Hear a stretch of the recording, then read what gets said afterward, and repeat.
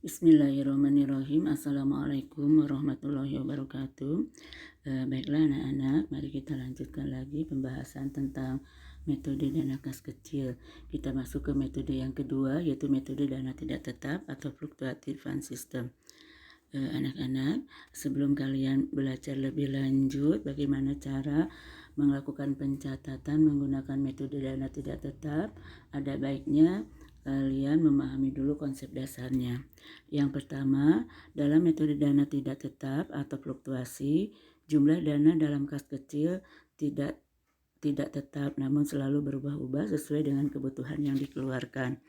Kemudian konsep yang kedua, jumlah pengisian kembali kas kecil tidak harus sama sebesar jumlah pengeluaran pada periode tersebut. Kemudian konsep yang ketiga, saldo dana kas kecil otomatis akan selalu berubah setiap penutupan buku kas bulanan.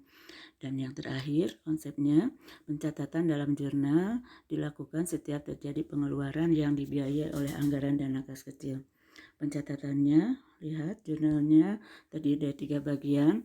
Yang pertama itu saat pembentukan, jurnalnya kas kecil ada di sebelah debit karena pemegang dana kas kecil pada saat pembentukan akan menerima uang dari bendahara perusahaan. Kemudian bagian yang kedua itu saat penggunaan, itu dari awal transaksi sampai akhir akhir transaksi di periode tersebut, semua pengeluaran dana kas kecil akan menggunakan anggaran kas kecil sehingga penjurnalannya kas kecil disimpan di sebelah kredit. Kemudian bagian yang ketiga itu saat pengisian kembali. Ini yang membedakan dengan metode dana tetap. Pengisian kembali pada metode dana tidak tetap, kas kecilnya tidak harus selalu sama dan masih tetap disimpan sebelah debit. Kita lihat contoh soalnya. Diumpamakan kalian bekerja di PT Citra Pratama, yaitu perusahaan yang bergerak di bidang penjualan mesin-mesin kantor modern. PT Citra Pratama, pengelolaan dana kas kecilnya yaitu menggunakan metode dana tidak tetap. Berikut Ibu lampirkan cuplikan transaksi kas kecil selama bulan September di PT Citra Pratama. Ini kalian bisa lihat bukti-bukti transaksi Ibu sudah urutkan, dan untuk memudahkan pencatatannya Ibu beri nomor buktinya. Kemudian dari bukti-bukti transaksi ekstern itu kemudian Ibu deskripsikan menjadi uraian yang ada dalam kolom keterangan. Dari bukti-bukti transaksi tersebut nanti akan dilakukan pencatatan lebih lanjut dengan mengelompokkannya berdasarkan rekening-rekening yang dipergunakan di perusahaan. Tugasnya yaitu membuat ayat jurnal dan laporan kas kecil. Perhatikan penyelesaiannya.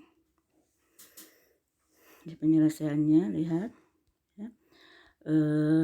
Tadi bukti-bukti transaksi setelah diurut kemudian dideskripsikan dan catat di kolom keterangan. Yang menyebabkan penerimaan ditulis di penerimaan dan yang menyebabkan pengeluaran ditulis di kolom pengeluaran.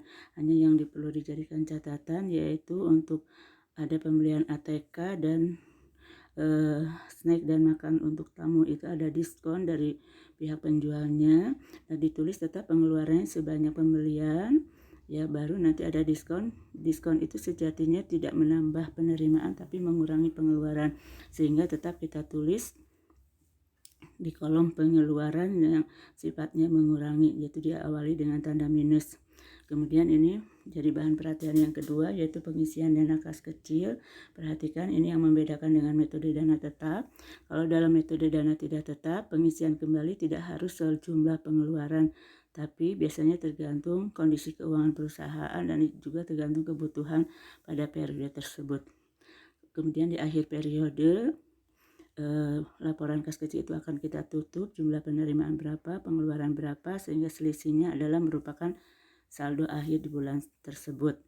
Dan juga tidak menutup kemungkinan kalau tidak ada pengisian kembali, saldo akhir di bulan tersebut akan menjadi saldo awal di bulan berikutnya sampai ada pengisian kembali dana kas kecil.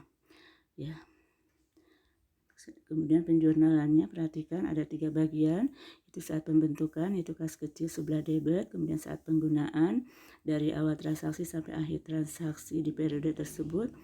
Kalau menggunakan dana kas kecil, semuanya dicatat di sebelah kredit. kecuali misalnya ini untuk pengisian kembali bagian ketiga, itu yang tanggal 9 dan tanggal 28 karena ada pengisian kembali sehingga kas kecilnya disimpan di sebelah debit. Demikianlah sedikit ilmu yang dapat Ibu sampaikan. Selesai kalian menyimak materi tentang metode dana tidak tetap dan mencoba membandingkan dengan metode dana tetap serta kalian sudah yakin betul bisa memahaminya, silahkan coba praktekkan kasus transaksi dengan metode dana tetap tidak tetap pada lembar kerja yang sudah Ibu siapkan. Itu dengan cara melihat di alamat link berikut ini. Ya. Demikianlah, mudah-mudahan sedikit ilmu yang Ibu berikan dapat bermanfaat bagi kehidupan kalian sehari-hari, terutama nanti pada saat kalian sudah terjun di dunia kerja. Terima kasih. Wassalamualaikum warahmatullahi wabarakatuh.